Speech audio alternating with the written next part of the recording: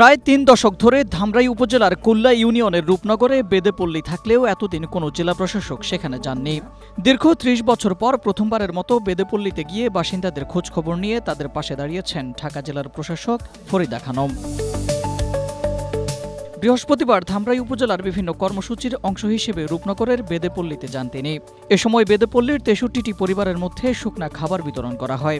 এছাড়া ১২ জনকে ঢেউটিন দেওয়া হয় এবং ১২ জনের প্রত্যেককে ৬,০০০ টাকা করে মোট ৭২,০০০ টাকা নগদ সহায়তা দেওয়া হয়। এছাড়াও বেদেপল্লীর ১১৩ জন নারীর মধ্যে শাড়ি ও 3 পিস এবং ২০০ শিশুর মধ্যে খেলনা বিতরণ করা হয়।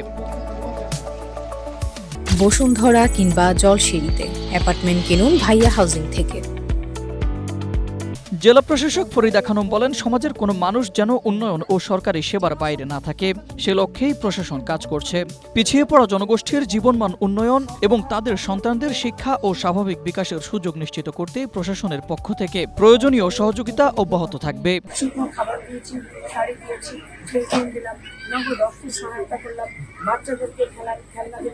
এটা কিন্তু সাময়িক সময়ের জন্য, এই সহায়তা সবসময় থাকবে না।